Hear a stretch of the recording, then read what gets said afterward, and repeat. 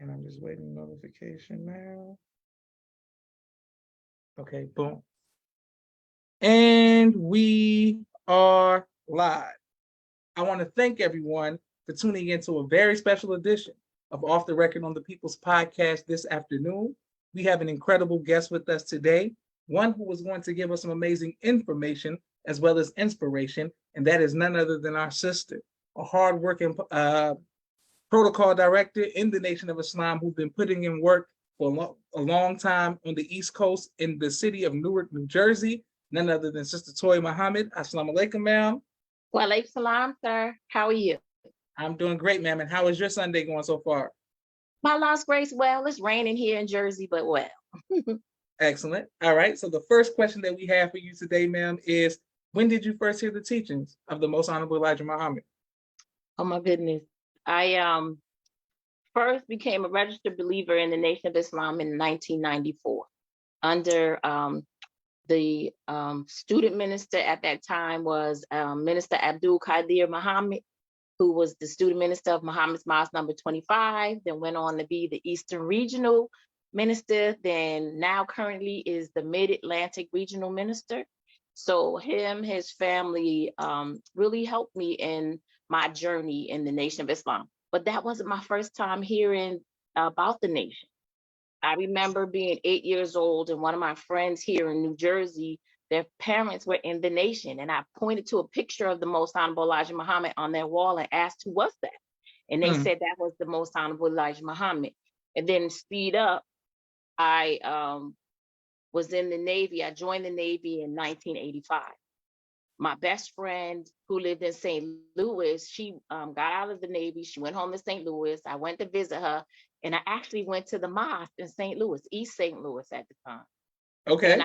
And we joked before she passed, may Allah be pleased, that I became the Muslim and she stayed as a Christian. And we laughed because I was 17, 18 when I joined the Navy. She was like 18, 19. So we were looking for religion. We became Buddhist. I was Catholic. I was Roman Catholic. I went into everything. But the Nation of Islam stuck with me because of the discipline, the structure, and the belief in one God, who's Master Prophet Muhammad. And I thank Allah much for bringing this to me because I love the discipline and the structure. And I love the teaching. So I thank Allah much for having me at 17 go through the military, having maturity, growth, discipline, structure, a love for that. So it just made my time in the nation even more better. All praises due to Allah. Yes, ma'am. And people are showing you love all across the country. And we cannot wait to put this on YouTube. Thank you all for liking, sharing, and subscribing to the People's Podcast. Well, what was it about? So you saying that what was it about the teachings that made you accept? What made me accept is that to do for self and to love oneself. And for me being a Black woman, light-skinned Black woman, I had some turmoils from both sides, from white and Black. Like I was so light, I was too light, not dark enough. People didn't realize I was Black, or they'd talk to me in Spanish. I'm like, no, I'm Black. I'm Black. So I really love how the minister taught us how to do for self, love self. And when I was in the Navy, I was going to Commonwealth College and I did a college paper on the Honorable Minister Louis Farrakhan, where my professor didn't want me to. And I was like, I didn't want to do anything negative. I looked up everything positive about the Honorable Minister Louis Farrakhan, and I submitted the paper. She gave me an A-. She told me straight out, I don't want you to do this paper. And I said, no, because you only know the negative side of him. Learn the truth, learn him, learn what he stands for. Don't go by what other people are going by. And that's one thing that I always stood for. I learned a person for himself. And I learned that the minister's love for his people and his love for us is beyond compare. And that's what made me really, my husband didn't make me, I joined the nation on my own because of my love of the minister and what he stood for, what the teaching stand for. Beautiful. Praise due to Allah. Well, how did your family and friends feel about you accepting the teaching? My parents and them didn't have a problem with it. I hadn't lived with them since I was 14. I lived with At the time, I was homeless. I didn't want to, I was going to Plainfield High School. We moved so much growing up 13 times. So when I became in high school, I lived with my husband, may Allah be pleased with him, Brother Kevin's family, because I was homeless. His mom took me in. She let me live with them until I was 17 and I went in the Navy. So um, that really helped me. So I was around Minister Kareem, the general in Plainfield. His son and I went to high school together, and my husband. So I really have been fortunate to have the nation in my life, even if I wasn't at the nation in the time. Mm. Yes, ma'am. Okay. What advice would you give to people who may be homeless um, right now? I would say to them, reach out, come to the mosque. There, the protocol department, if there's no protocol department, there are other departments within the nation to help you go through services, to reach out to people, to try to help you not be homeless. To in many states, there's homeless intervention, there's homeless prevention, and there, if you're on the verge of being homeless, there are a lot of places you can go to help you not be homeless because they're trying to keep people in their places and where they live at, or even medical. There's some place to reach out, but just come. We're community outreach for our people and ourselves. This doesn't just go for no one out of the mosque, it's everyone in the mosque. And I strive to always look. If I'm not sure, I'll reach out. I work at the VA Medical Center. I've been in the federal sector for over 38 years. So I know a lot of social workers and providers. So I ask, like Sister Amina Bay here in New Jersey, whose mom is our beloved mom, Sister Frederica Bay. She works for Newark Emergency as the director. So I reach out to her. I reach out to different people in our mosque. We have a lot of resources in our mosque that we may not know of. So I really am thankful to Allah for 1995, the Million Man March, because that really reached so many people and how we reached out to so many people. So the protocol department is the department that's the minister's heart that he made due to our beloved sister emeritus, Claudette Marie Muhammad, and the work that she gave and everything that she gave. He said that from her, this is why he felt that the protocol department was important. We Mm. are the keepers of the etiquette of the mosque. We are the reminders of the policy, the procedures, the decorum, how the mosque looks, but we're not the enforcers. The captains are the enforcers of the policies and the procedures and the way of our mosque. And our restricted law, it teaches us that. And so it's our success. But we're the reminders now. Don't get it messed up. Now, if a policy is not right, if something's not right, I literally be like, no, that's not what the minister said. And I go right to his words. Not my words, but his words. So that's a blessing that the minister has made a protocol department, because we go out in the community with that face for our student minister, with that first impression for our mosque. So we have to be the very best impression. And our national protocol, chief of protocol, Brother Raouf, is a shining example of that for us in the Nation of Islam. And I thank Sister Claudette. I thank her. I thank her. I thank her. And I thank Brother Raoul for everything that he's allowed me to do here in the city of Newark. I'm also the Eastern Regional Assistant Regional Protocol Director to our Protocol Director for the region, our brother Dalil Jabir Muhammad. And I Mm. thank him so much for allowing me to do what I do. And we work as a group. We work together and we are strong. It may be small, but mighty. Shout out to the protocol department, the unsung heroes of the nation for sure. And I've seen you all do amazing things and very humble about it and don't make no fuss, but you all definitely help make everything in security go smooth, and the ministry. Just protocol is very important to the Yes, function it of the is, nation. especially during that drill competition when Yes, they ma'am. look for seats. Everybody Yes, wants ma'am. them key seats. That's a fact. That's a fact. All right, that's a story. What was it like for you meeting the Most High Mr. Farrakhan for the first time? The first time I met the minister was at Brother Arthur and Sister Toya's home, our former captain and former protocol director. He Yes, was ma'am. there for a boxing match. I was literally hiding from him. Mm. And He asked us to come downstairs, and I met him, and I really wanted him to meet my husband because my husband had been diagnosed with prostate cancer.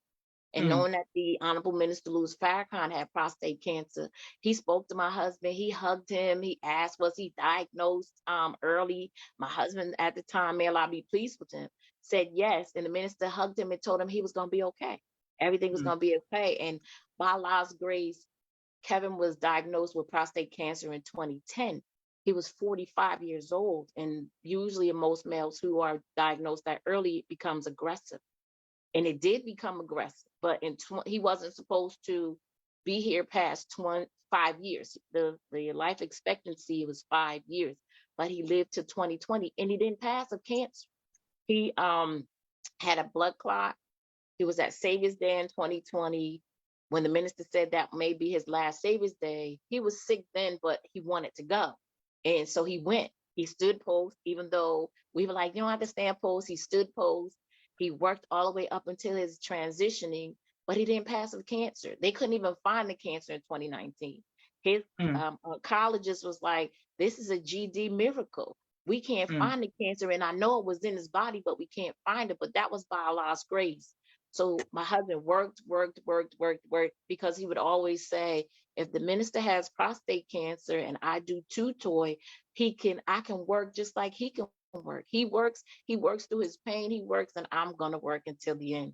So I thank Allah much for the Honorable Minister Louis Farrakhan, Mother Khadijah Farrakhan, and the Farrakhan family for being that example of caregivers, being that example of someone in transparency who may be going through something similar and don't know who to reach out to. Sister Maria has always been a guiding light for me. And I thank Mother Khadijah for being the ultimate example of a caregiver.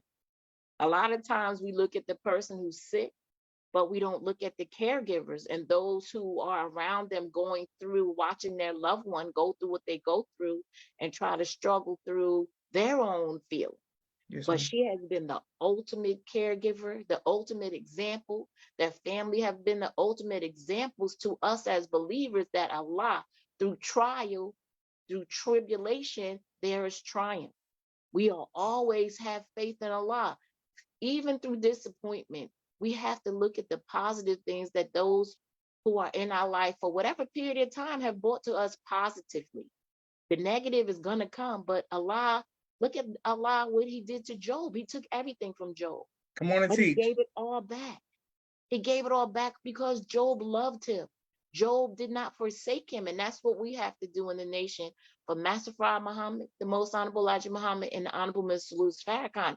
Believe in them beyond the shadow of a doubt. Wow, wow, beautiful teaching, Sister Toy. Beautiful. Yes, Yes, ma'am. ma'am. And thanks you to everyone who is showing love all across the country.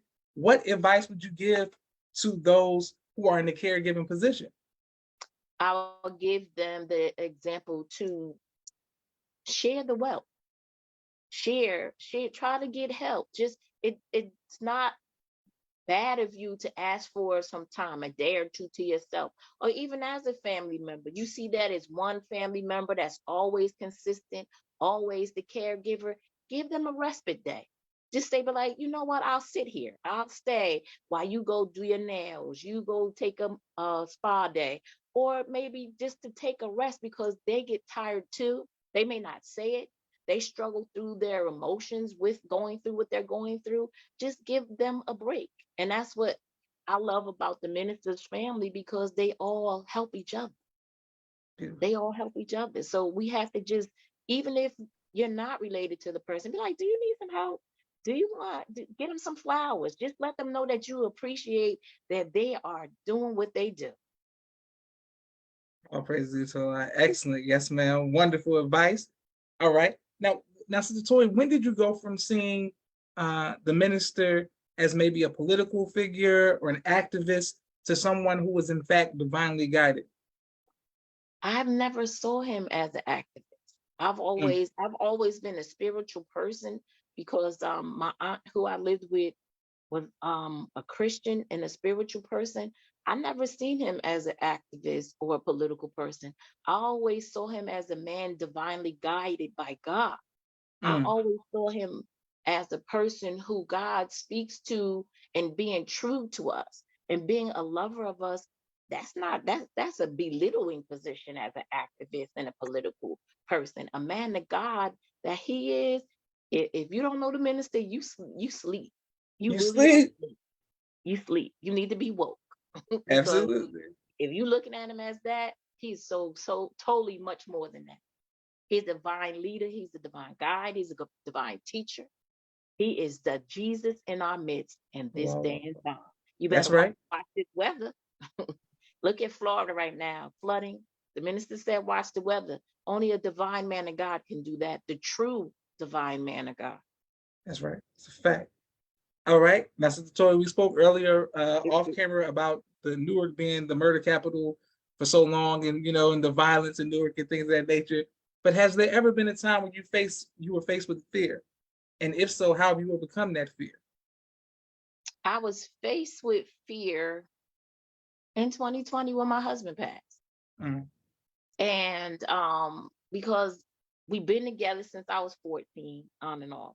So when he transitioned, I was 53 going on 54. So we were together off and on for 40 years. So we soldiered together. Anybody who's watching this webcast to say, when I seen Sister Toy, I seen Brother Kevin. When I seen Brother Kevin, I seen Sister Toy. So that was my fear. My fear was that I would not.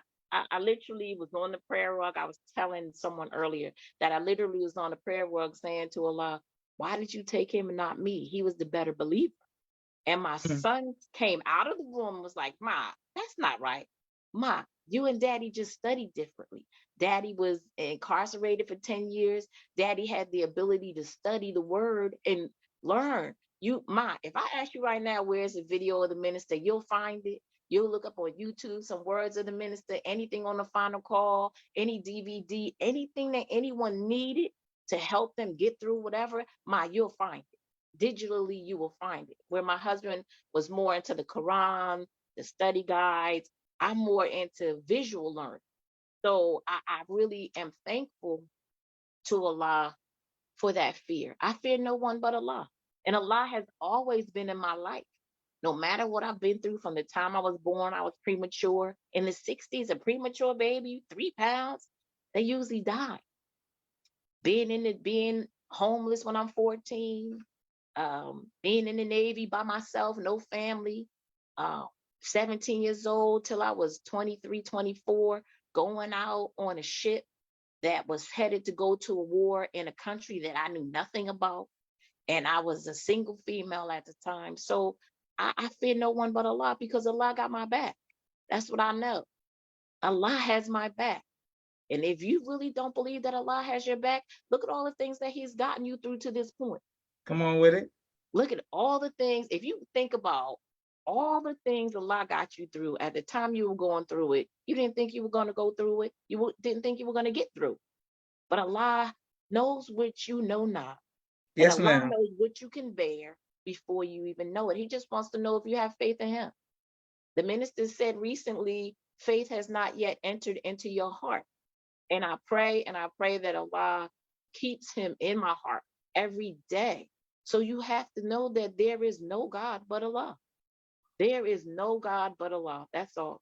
And Newark, Chicago, Newark, it's murders all over. So carjacking capital, murder capital.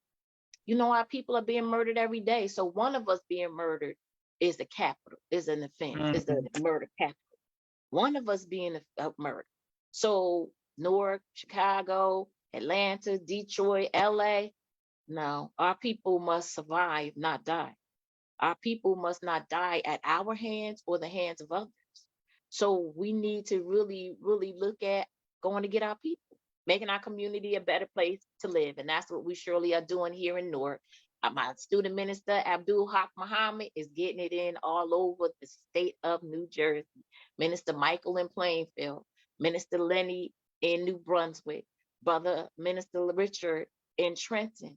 We're all been in the mosque a long time. So even if you only been in 2 seconds, just make your community a better place to live.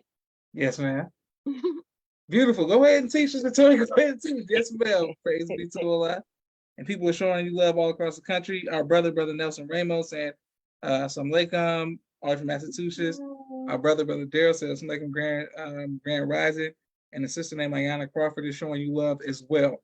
She's all the right. protocol director in the East Coast also. So I'm like, Okay.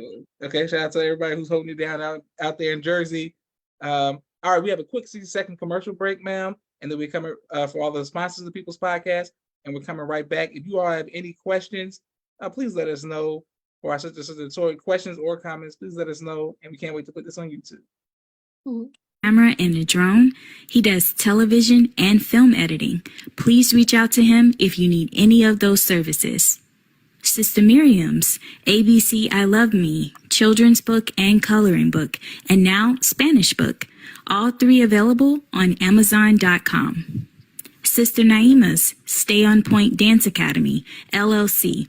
She teaches ballet virtually to young girls all across the country, right here in the studios of Atlanta, Georgia. Brother Kenneth's Bow Tie Maker Extraordinaire. He'll ship you bow ties anywhere across the nation. Dr. Henry Carter's King Henry Turkey Legs, right here in Atlanta, Georgia. Brother Rashad Muhammad's COVID-19 Disinfected Cleaning Services, out of Chicago. Student Minister Sharif Muhammad's book, A Soldier in a Movement of Christ, available on adulsharif.com. And lastly, Brother Joshua Muhammad's book, Cleopatra, as well as No Father, No Excuse, both available on Amazon. If you would like... Thank you very much for every like, share, and subscription. Okay, Sister Toy, as well as anonymous cash apps on people's on YouTube. Y'all always send us a lot of love. Okay, Sister Toy, you spoke of the May Man March earlier, but I wanted to go back to that. As a woman, how did it personally impact you? And then what did you see? What was the after effect that you saw in the community? It affected me at the time. I was the MGT secretary. I was the MGT secretary. So we were making sandwiches. I remember it was like 5 of us, Sister Captain Lori, myself, the other lieutenants there in the city, the sisters. We were on the steps of City Hall in Newark. We literally weren't even 2 feet apart from each other, like giving out food, trying to making sure they got tickets, they got on the bus. And at one point in time, we couldn't see each other because there was so many brothers or Black men trying to get tickets to get on the bus. We literally all the way up until 6 o'clock in the morning, I was calling, trying to find another bus. We found a bus to get 49 other men on at the last minute. Our student secretary at the time was Brother David. We found the bus came, we were giving out food. The spirit was very high, it was very positive, it was a loving spirit, and they just looked out for us. I can't even believe to this day that I was up all night long till 6 o'clock in the morning. Then when I drove home, was able to watch that on TV. I cried because our hard work and our ministers' words were not in vain. They were not in vain. It was such a beautiful sight to see. I even stayed up till the end. It was over. I was so sleepy, but I was so hyped up. I was so inspired. And that's when I knew for an assurity that the minister is the man of God. Oh, praise due to a lot. Yes, ma'am. Now, Satori, do you mean to say that you all were making calls for buses before Google, before smartphones, and you all were making this happen, organizing one of the greatest marches or largest assembly of men, specifically Black men in America? No Instagram, Wi-Fi, social media, none of that. Yeah. They had telephone books. We just was called. I was just looking up the numbers. One of the bus company, it was so wonderful that we made so many great relationships on the what was that? The tour the minister did where all the men came to each meeting before the Million Man March happened. So we had connections in each city with our local organizing committee. And they were not just the Nation of Islam, they were the committee. We weren't the chairs, they were the chair. They helped our student Minister at the time, Minister Abdul Qadir Muhammad, was instrumental in pushing his relationships with others and how we connected. So it didn't take as much just to call another bus company.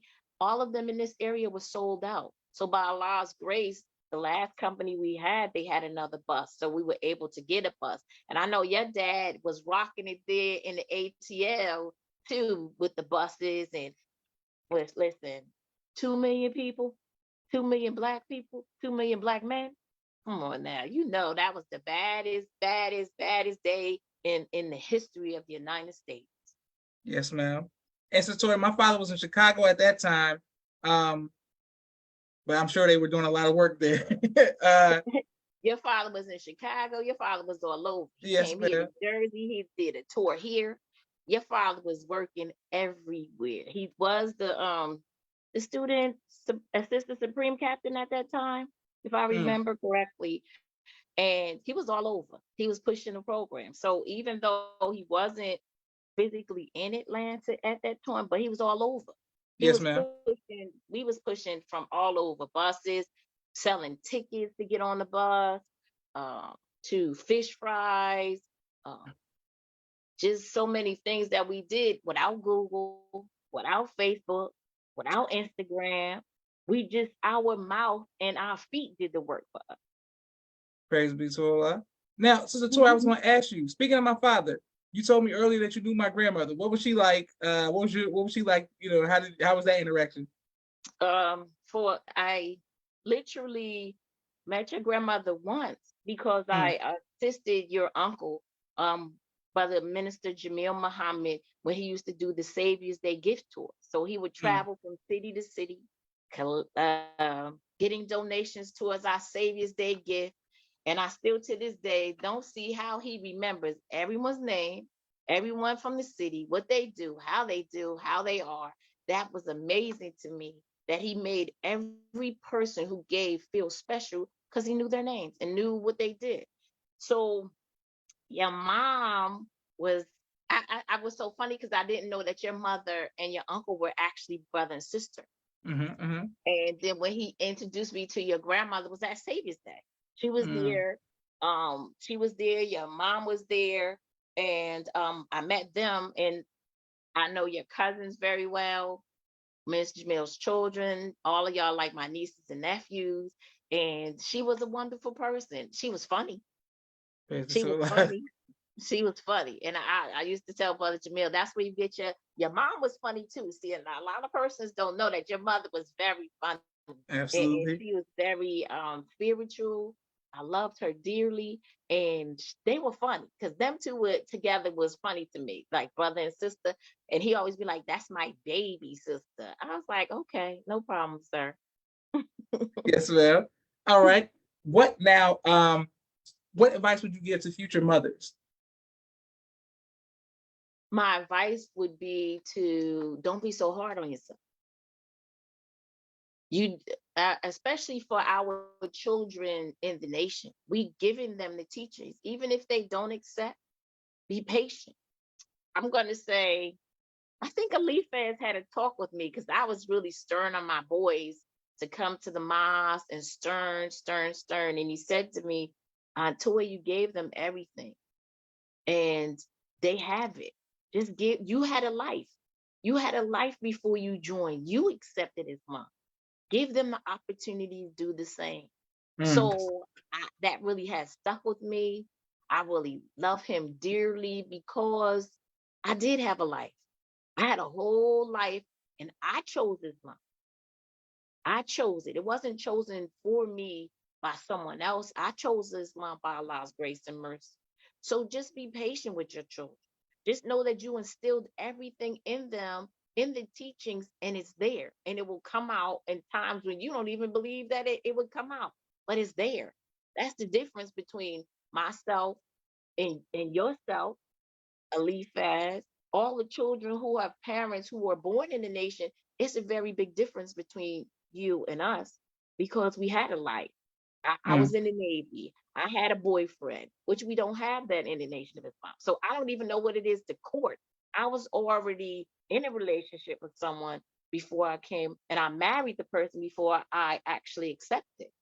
Mm, So we have to give our children an opportunity to live a life, because the life of our children is not ours. Allah just used us as the vessel to bring them here, but their lives are Allah's and Allah's alone. So we have to be very patient.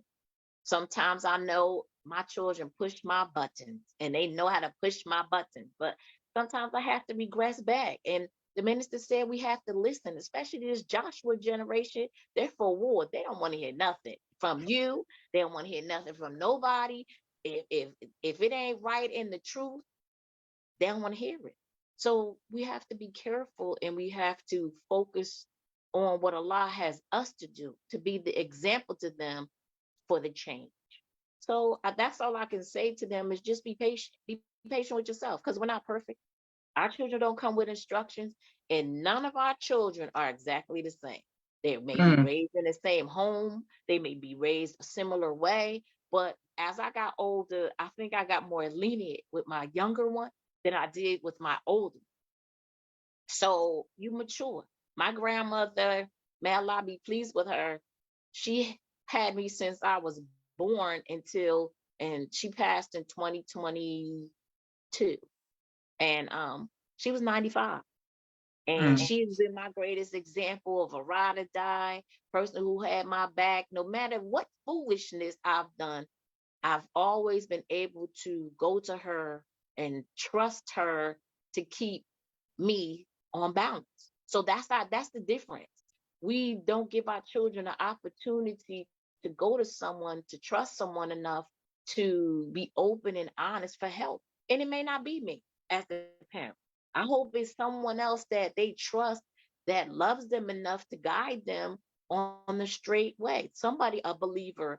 Our connection as believers and lovers of Islam in the Nation of Islam is very key. Because I know you probably had aunts and uncles that may not be biologically your aunt and uncle that you went to talk to in the mosque, or a brother or a sister that you might not couldn't have said that to your parents, but they guided you in such a way that your parents would be proud of. So I thank Allah much for these teachers. I really do. And it's so many children in the nation, so many believers that I've come up with, that their children call me Aunt Toy to this day. And I thank a Mm. lot much for that, because I love them dearly. Like they my flesh. You can't tell me they're not my flesh and blood. I will go to war for them. I will fight for them.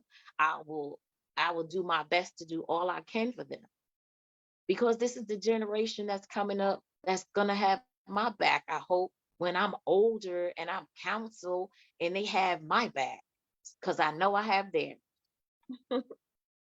Excellent, excellent. And so, Tori, I wanted to ask you, with protocol, people who are, I know for me with drill or security, or yeah, like I just know how to, like with the younger brothers, I would always just be able to read, like, okay, you'll be good for this, you'll be good for that. But with protocol, I don't think we ever had someone on the drill team or on the squads, somebody who's like, you'll be good for protocol. What's a good personality trait, or what's something you look in to see somebody who's like, oh, you should be in the protocol department? I love her about people. Mm, The protocol department is community outreach. Just mm, like you're beautiful for protocol, because you're out in the community. You okay, are okay. getting the word out for the minister. You are reaching places where maybe other people can't reach. You have to be a person that wants to get this word out, love the minister, go out in the community and talk to any and everyone, to make friendships in all walks of life for our way of life. The Honorable Minister Louis Farrakhan, our nation, your student minister, you're the first face that they see. So even the brothers going out in the street with the final call, they are the protocol department, because they Mm, are out in that community. They are inviting them out to the mosque to hear the word. Even if they can't come out, we refer them to the website on noi.org. So we have so many outlets. We are all the protocol department. I just don't hear cases. I love doing community outreach. I love opening doors or having the doors open for my student minister to walk through, that I might have battled with that person and won them over, to let my student minister come in and talk. and really hear that he's speaking the truth from the words of the Honorable Minister Louis Farrakhan, as taught by the Most Honorable Elijah Muhammad, from Master Fard Muhammad, Allah in person. So we are all the protocol department. We do the mosque etiquette. We have certain procedures. We have certain policies. We have a way of life that we adhere to. So we remind each other ourselves of what is important. We have a way of life like no other. We are not the same as anyone else. We are our own nation. We have our own flag. We have our own policy. We have our own procedures. We read the Holy Quran. See, many don't believe that us in the nation read the Bible either. But how can you read one without the other? How can you walk in this light without looking at all things? But we are the first impression. Like when someone comes to the mosque, we greet the person. We make sure their experience is the best experience that they ever had. And Yes, that ma'am. they'll say, wow, I want to go back there. I liked how they treated me. I liked how they made sure I was secure. You pass them through this, you talk to them, ask them, is it their first time? If it's been their first time, you ask them, did anybody explain the check-in procedure to them?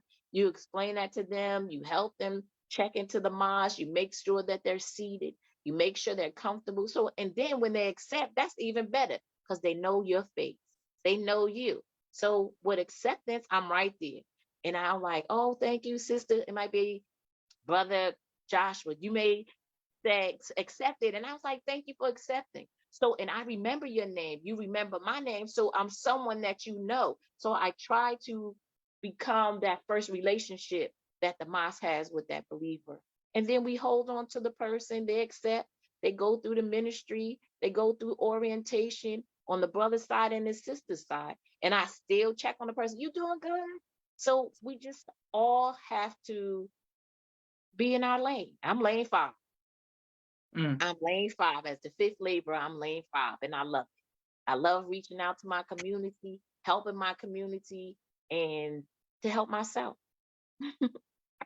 All praise due to our well, Sister Toya, if you ever go into lane 1 in the ministry, I think you'll do a great job there as well, man. Yes, Sister sir. Toya, what type of music do you like to listen to? I listen to any and everything. Long as it's not too raunchy or vulgar, I can listen to classical music. I like opera. I like R&B. I like hip hop. One of my coworkers the other day, she was like, "You listen to these songs?" It was some "Stronger" by what's her name? Kelly Clarkson. I Okay. listened to that. And I listen to many genres of music because the minister has opened our world to everything. I'm not just stuck on, oh, I only like classic, or I only like R&B, or I like country. There's something in everything. That's a So fact. I like a lot of different music. I just don't, as I'm getting old, I'm like, oh, I can't deal with the cursing. I'll look for the clean version. But Okay, yeah, that's a I good listen to thing. everything. Yes, ma'am. And Sister Toy, first of all, on behalf of myself, my family, and the viewing audience of the People's Podcast, we want to thank Allah for you and your sacrifice and the sacrifice of your family as well. Please extend the greetings to your children as well as cousins and everyone else around. Let them know we appreciate you for all that you have done and continue to do. What do you want your legacy to be, ma'am?